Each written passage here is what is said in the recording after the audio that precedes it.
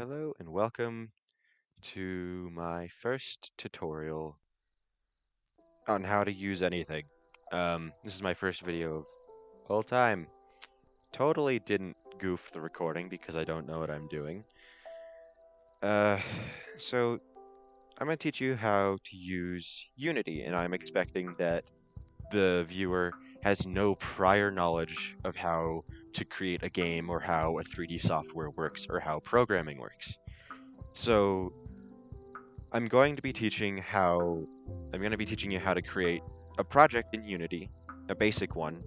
You'll be learning how to code with C Sharp. I'll explain all of that later on. Firstly, I'm going to be teaching you how to use Unity and do it in general. To get Unity, just go to unity.com and hit get started. It'll come up with showing the business plans.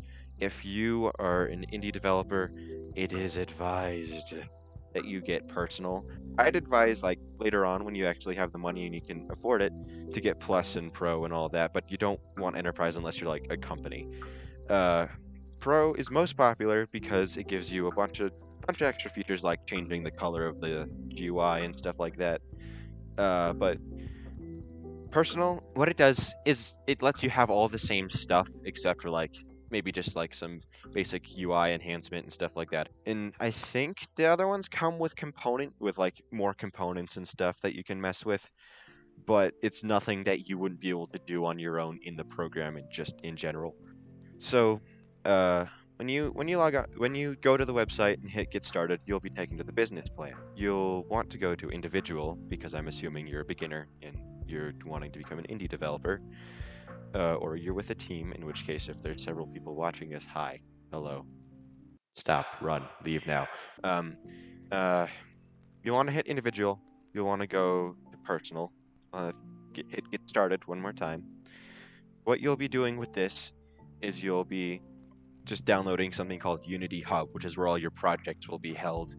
And you're not actually downloading the engine just yet. But first time users, if tutorials on videos are a bit easier, but if you want to learn how just it works in general, which is what I'll be explaining, just how the entirety of the program works in general. This is expecting that you have some prior coding knowledge, the first time users thing, I think. Don't quote me on that. If I'm wrong, someone tell me. But I think that this is expecting you to have some prior coding knowledge and like you to have watched at least a few videos on it. You just hit start here and then follow the instructions from there. But for now, hit I'm going to hit returning user because I am a returning user. I'm not going to be installing this myself because that's an entire project. That's not an entire project, that's only for you. You'll hit accept terms and then you'll hit download Unity Hub and then you'll follow the steps from there.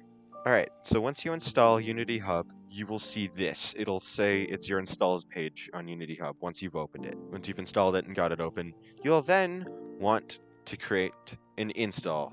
You'll have to hit add, don't hit locate, because I can guarantee if you have just installed Unity Hub, absolutely you have no prior Unity version. Alright, so I have an install, but for anyone who's watching this, you'll hit add, and then you'll hit the latest release. For me, right now, because I'm lazy and I don't have the time, I have one version previous, and this one's, I think, just another bug fix. But not that there's many bugs. Unity's are all well and good game engine in general. And then you'll hit next once you've selected the version that you want, which is hopefully the latest official release. Then you'll select the build support that you want. Like this is what you'll be able to put it like your project on once it's completely finished.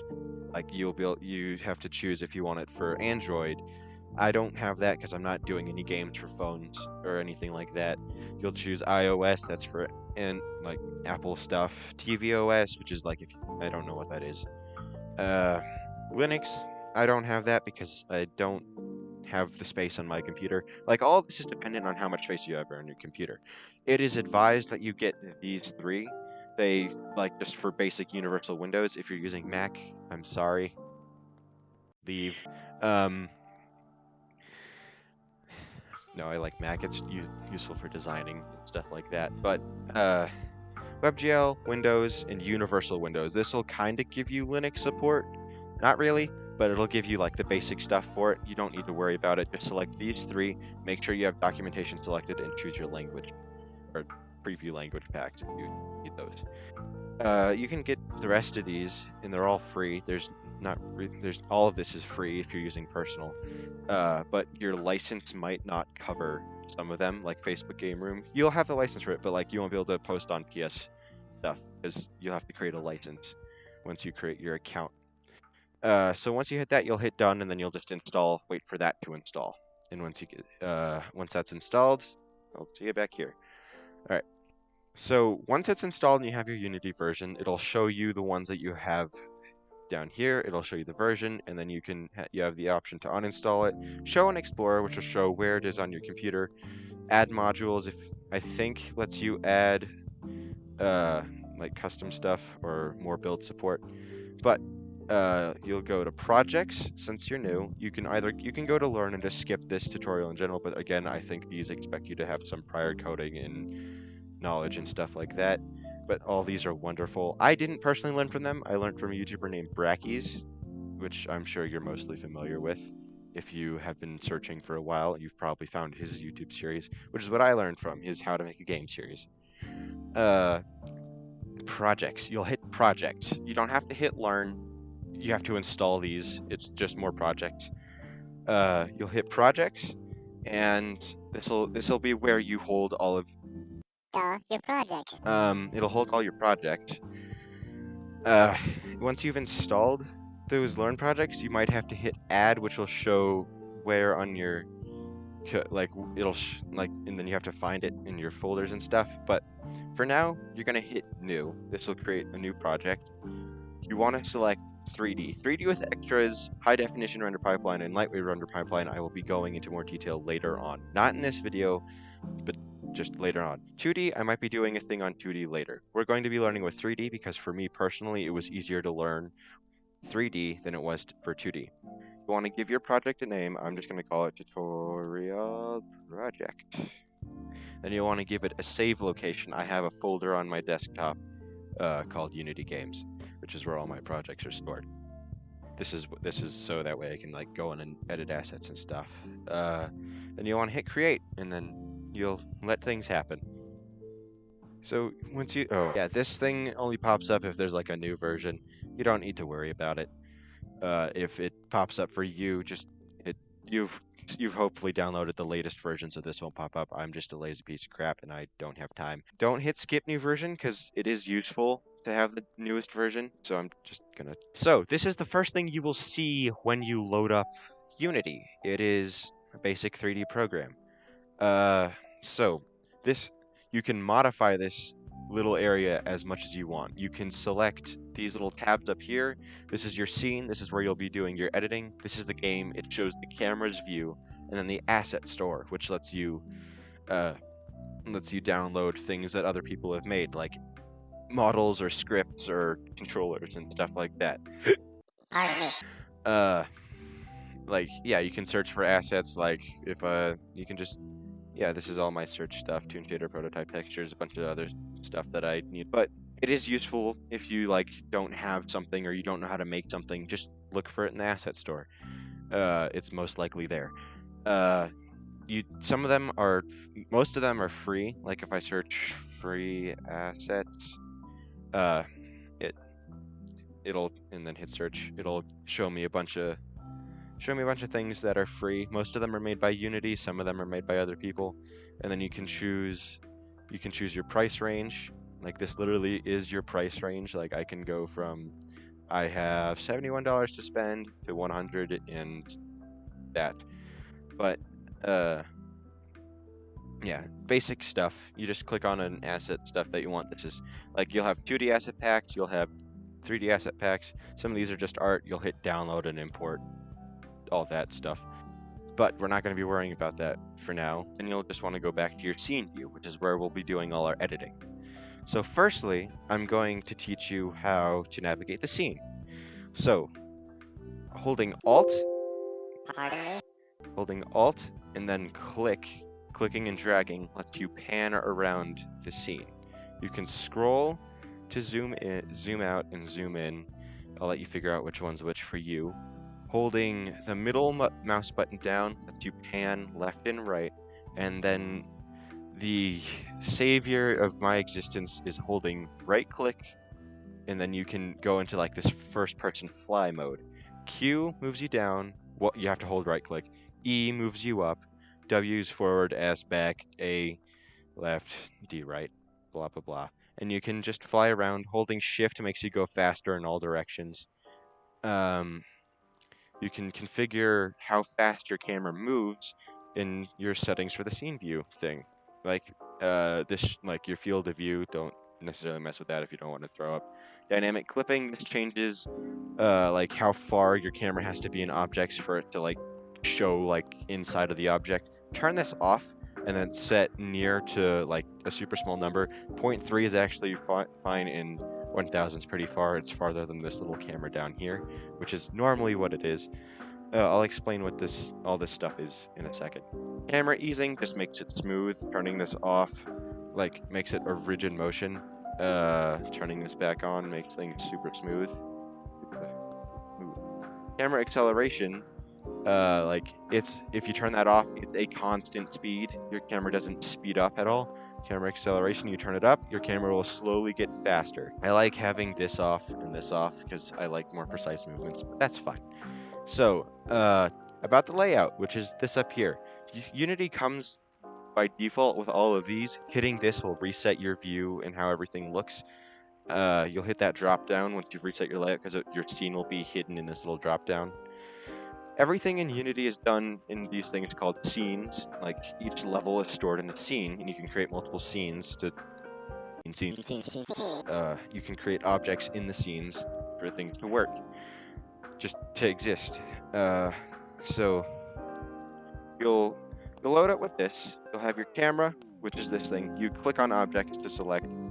You should normally be in move mode, which is this button up here, or W on the keyboard. You can select your objects and move them around. Moving the directional light doesn't matter. This is called your directional light, this thing here. This is what like provides light for your scene. This skybox is default with Unity. You can change this later on, or you can just have a solid color. But rotating this changes the time of day, or the like how far. Like hitting E sets you into rotation mode. R sets you into scale. Hitting E, you can rotate it and change like the time of day, but like facing it straight up will shine the light at the bottom of objects, and then shining it down sets it to shining down on objects. This is where the light's coming from. Moving this does not change anything at all. You can just click and drag on these different pieces to move in the particular directions. This thing here is called your scene widget. It shows which direction your personal camera is facing. Hitting Control Z undoes things. This is your camera. It's what this view sees. Just to make things a little easier, you can click and drag your panel views wherever you want. If you like make a horrendous one, like putting your inspector or your hierarchy, just messing things up, you can always go back to default. You can go up to the layout thing up here and hit default, and it sets it back. It sets your camera position. It does not reset your scene at all. It doesn't touch any of your objects. So this is your camera, but for me, to make things easier, I put my game view over here, so that way I can see what the camera sees at the same time I'm seeing what the level looks like. So I'm going to teach you how to create a cube, and then I'll teach you how to add physics to that cube. And then materials, and then we'll make a basic script for, I don't know, giving it a little motion, which will not affect our final project. It's just to get you into basic coding. So you'll right-click in your hierarchy, which is this panel here, to create, and then right-click in your hierarchy, 3D object, cube. This will create a cube in front of your camera. It's not necessarily always in front, but you can see it's appeared here, but it looks like a square because the camera's facing dead on at one side. But you can see that the cube is not quite in the center of our scene. This area here is like the center of our scene. So you go over here to your inspector. This shows all the information about that object.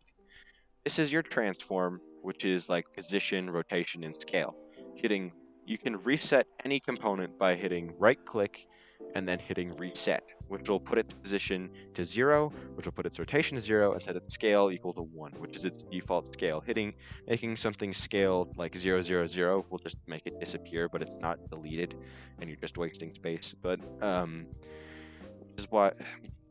which gets into the topic about empty game objects, which are literally nothing, just an object to store information or put things under as like parenting objects, which I'll explain in a second.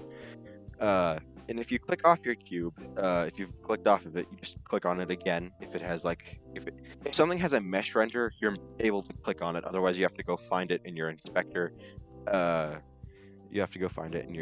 Which is not necessarily all that hard, but once you get like thousands of objects in your inspector, it gets a little hard to manage, which is why up here you have a name. So we'll give it a name. So you can just click on your object, select a name, and just type in whatever your name. Since this is going to be our player object later on, just name it player. This affects it in no way at all. Like, it makes it easier to search, and then when you're in scripting, if you need to find this object, you'll reference the name. This little check mark here determines whether it's enabled or disabled. Clicking that lets you enable the object or disable it. If it's disabled, it doesn't interact at all. This thing is different than the view. If you disable this, it only disables it in the inspector. It does not remove like its attributes from the game. If you want to delete an object, you click on it, hit delete. But just hit delete or right click delete.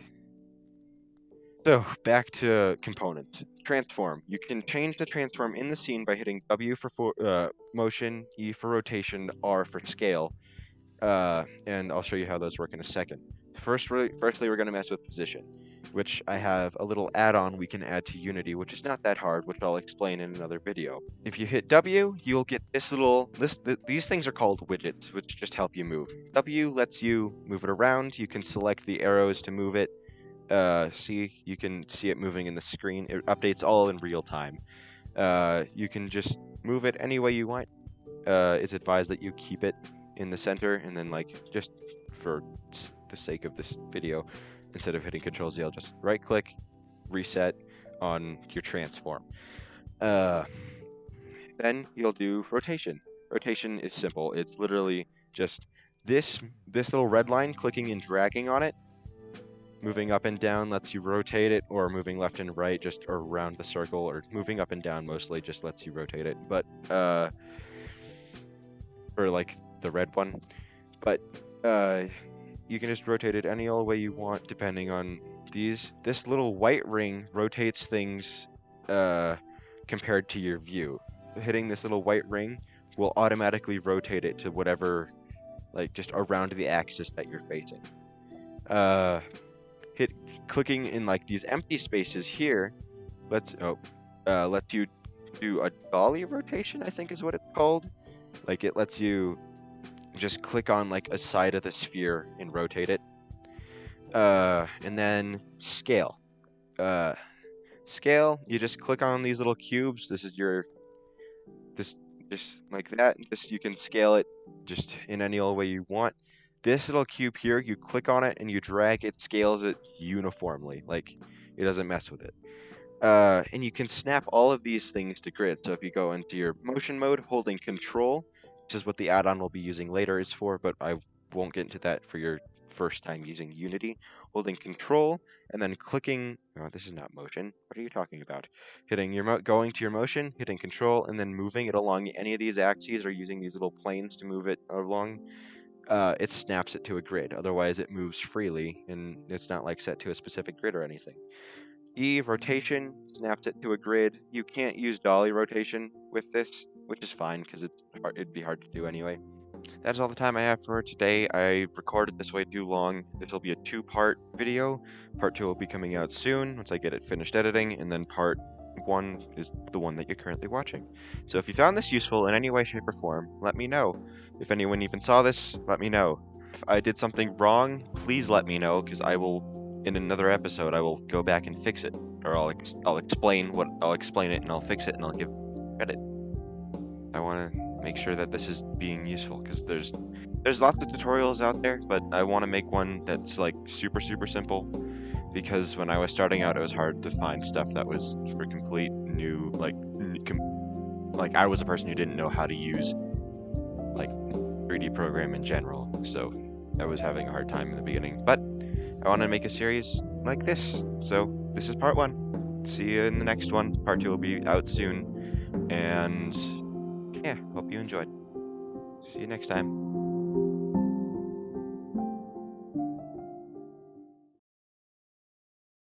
Don't be stupid.